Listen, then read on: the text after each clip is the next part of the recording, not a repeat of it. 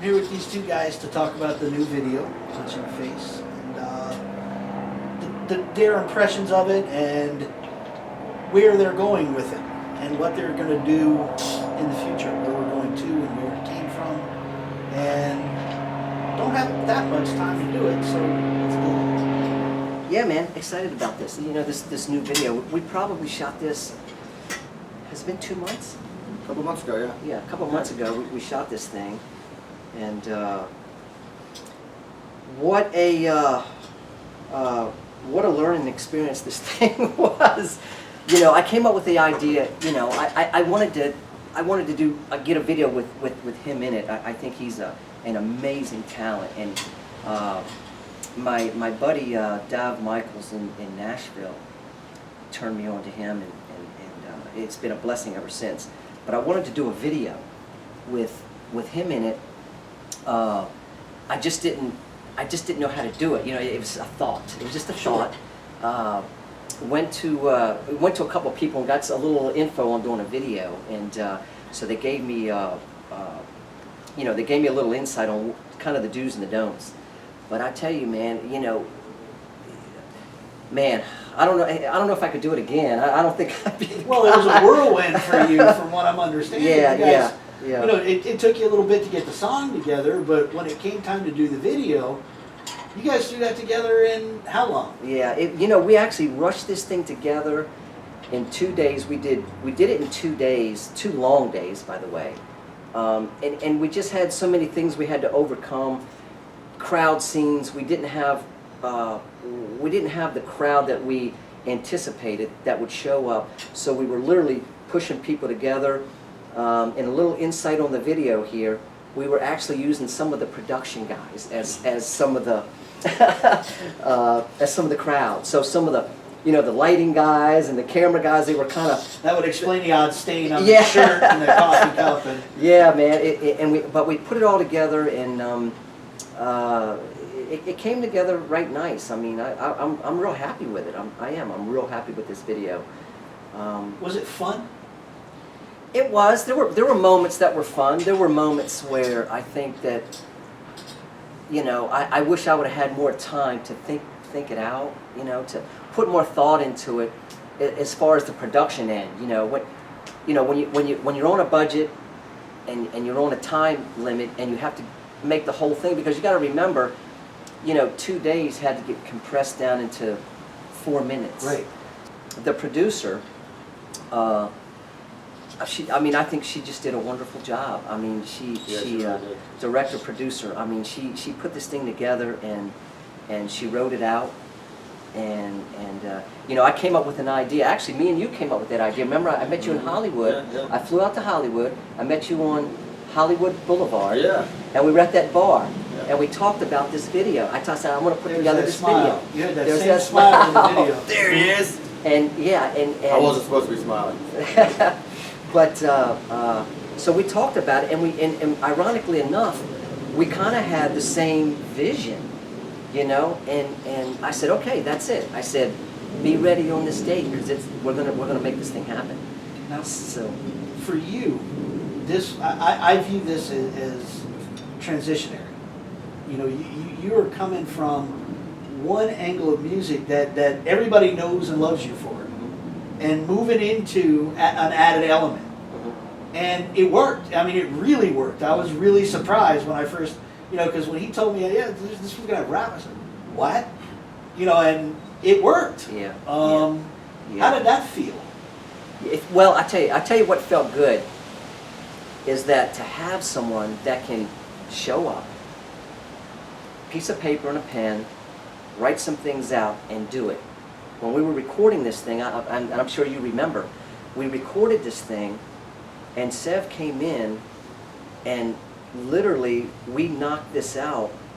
I mean, I don't rap. I don't do that stuff. I'm a guitar player. To watch someone like him do what he does, totally blows me away. Gives you a different appreciation. Oh, totally. Because even playing guitar, just so the world knows right now, take after take after take, that's what you hear on the finished product. Very seldom do I do a take and I'm happy with it. Right. You know, So I was blown away by him coming in, doing a couple lines, and me just being like, wow, okay, like that's awesome, you know. So I mean, what's your take on? Oh, man. I mean, you remember that day Yeah. you came in? We went to the studio, and I'll never forget. Like, I met the producer, and he was like, "All right, so like, do you need some back?" No, I've already got it written, man. I'm ready to go. Yeah. And he played the beat, and I started rapping, and he was like, he stopped. He goes, "I didn't see that coming." Yeah, it was. You know, and we laid it down like that. Yeah, it was quick. Had this producer produced any of your other? No, this was actually a friend of mine who, he has his own studio at his house, and he came to me. Originally, this was supposed to be me laying guitar tracks on a hip-hop kind of song. He wanted some crazy guitar in there. He says, man, he goes, Jimmy, I got to get you to play guitar on this song I've got in my mind. Well, when I got over there and we started listening to the song, I started playing some stuff to it, and I started laying down some heavy rhythm tracks on it. And he loved it. He was like, wow. He goes, let's keep that, man. That's going to fit in there. And then I saw a spot where I just saw some just like me singing in there. There was a spot in there for me to sing. And I'm like, what do you think about this? So I wrote in a verse in there for me to be singing, and it just all came together. Some things come together, some things don't. And this was just magical. Did doing this song together change the way that you're going to perform and formulate your thoughts on new projects? Bam! You know what? I hope it does. I mean, I've been doing this for a long time. Well, have you ever worked with a rocker before? And so, like I was going to say, it's always great to get opportunities outside the box that you're normally in. And I mean, for us, we just gel. We do great. It When worked. We performed it not too long ago and like killed it. I mean, like getting great response. So like it's a good thing. So yeah, I hope we do a lot in 2015. Yeah. We should do an album. We should do a whole. Let's do a just whole go and record, just man. chill. I'm down for that, man. I'm down for that. That would be fun. Yeah. Well, I mean, I came into this with knowing my friend Jimmy and the way that he plays and his music, no strings attached. It's all that's the Jimmy I know. And when you guys first came out with this, and he said, "Listen to this," I'm checking. I'm like, "Is this really?" And then I heard him singing, so I knew it was. So I mean, that was a very nice change because it really took me away, but it also brought me back, and I like that. Yeah. It changed my perspective and my vision on songwriting. It really did. Because I'd never worked with another artist. Really, I haven't. I mean, other than band members, It's a different genre. Just totally different. So it was a little bit of a challenge for me, because it was, when it came down to time to put the solos in, I wanted to be a little bit creative. And if you listen to it, it has a little bit of different taste to it. It's different. It's different than the normal stuff. But I'm looking forward. I'm really looking forward to doing some more stuff like that. Matter of fact, I think I started one the other day where it could be me and him doing something else here real soon. I'm just excited about 2015. I've got some things in the works. Some big things. New waves, yeah, big new projects, big things. A lot of stuff. That's good. Big things, man. I've been working on it for a while. And what have you got coming up? Anything new? I'm actually working on a couple of personal passion projects. I'm doing a book right now, and I'm working on getting my publishing company going. Okay. Called Words Are Free. We're going to go to all the prisons and find hit songs and movie ideas and try to get placements and stuff like that. Interesting. And see if we can't do some good from some bad. Right. Interesting. Now, it's no new news that, I drive tour buses when I can. They call me up, I drive and go on tour for Well, that was a the couple last time I weeks. saw you. That was the last time I saw you, was on Beyonce. Down in here at the Miami Stadium. Right. That's correct. And thanks for picking me up, by the way. That was mighty kind of you. You would have done it for me. I would have. But so we get in the studio now. I used to drive for the Oak Ridge Boys. The guy that owned the studio, was a former guitar player of the Oak Ridge Boys. that actually knew you. It was my dad's, one of his best friends. And Yeah. my dad played guitar for the Oaks for 10 years. Okay. Yeah. Where in this creative process was the epiphany? You know, when you hit that point where going, this is working, and I want to do this. I don't know. I mean, that's a good question. I don't know. I mean, I think honestly, like as soon as we did it, it felt good. It You know, was like something powerful started, and you know, strong and everything something worked. said that we should do this, and I'm curious as to what it is that said that we should do this. Yeah. When I wrote the song, man, I got to be honest, I wasn't sure. There was that spot that he's doing the rapping. I wasn't sure what was going to go in there at first. But then the more I thought about it, the more I heard a rap section. I'm thinking, wow, with the nice guitars in there and all that, and just to change it up with some rap stuff, it would sound really good. And that's why I was so And it did. and that's why I was so blown away when he came in and he just did it. And I was like, I mean, literally, I was speechless. I didn't even know what to do after that. I was just sitting back going, wow, did this really happen? Did this just Well, I happen? mean, you've been in it for a while. Yeah. You know, you've been Mhm. doing this for a while. You've written music without an instrument. Mhm. Literally, that's how he wrote. No strings attached. He didn't even Yeah. own a guitar when he wrote that. Yeah, that's been a story. That's been an ongoing story here for a while. I mean, I think I said it in one of my last interviews. Matter of fact, the last time I drove for Queens Ryke for a while, and Rudy Sarzo, a dear friend of mine, I think we went out to breakfast one morning in Los Angeles there, and he didn't know, and I kind of brought it up to him, and his jaw kind of dropped, like, "Are you serious? Really? You didn't even That's own a the guitar first song when of yours that I ever played. yeah, So yeah. When you wrote that song, you didn't even own a guitar, and no, I just went through some hard times. I lived in my pickup truck for quite a while, Right. and actually camped down on some park benches there a couple of nights. So I did go through my period, And your my moods period, like kind of thing, yeah. But yeah. you know what? I wouldn't change that for anything. It was such an experience, that it sure does give you a foundation to grow upon. Well, it lets you look at things on a level playing field. Oh, That's for yeah, sure. yeah, it does, and I wouldn't change it for the world. And but, sometimes, I think you do have to hit rock bottom Sometimes. before you Yeah. can yeah, yeah, climb Oh, up. yeah. Do you agree with that? Or? Been there and done that. yeah.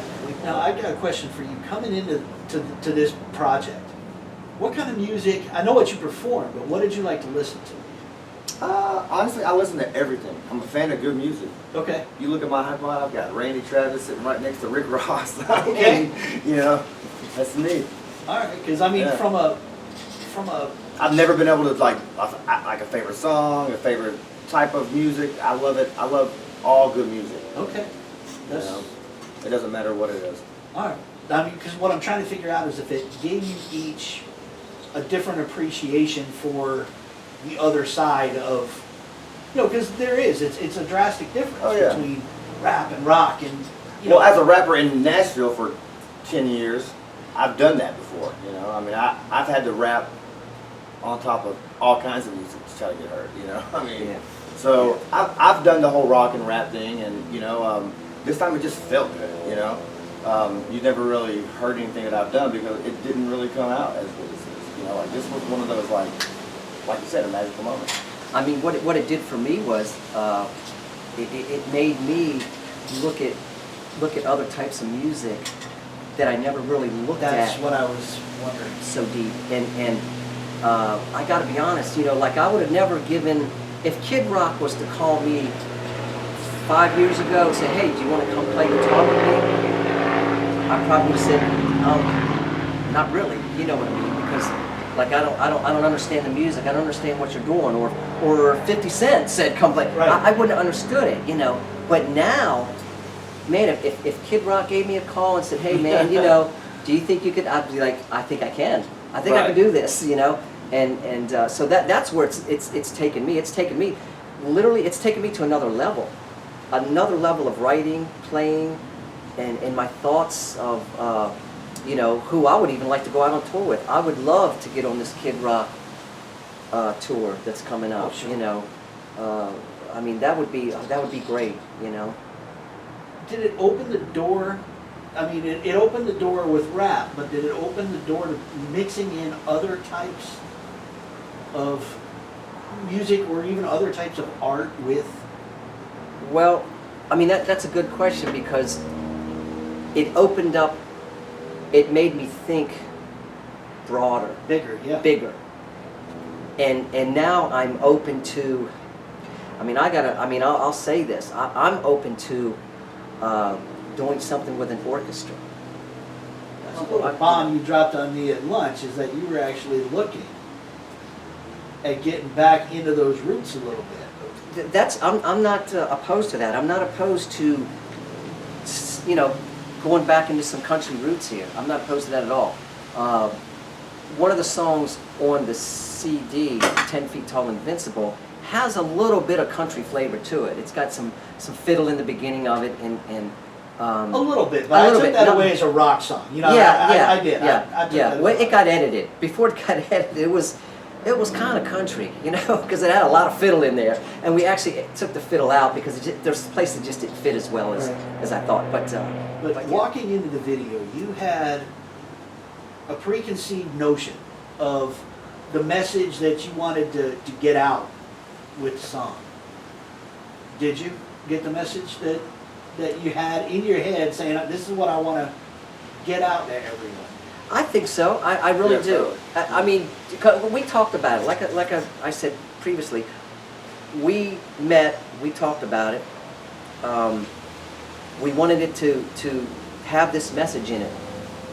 But what's amazing is that it came out so much better in the video than the thought that I had in my head from the get-go.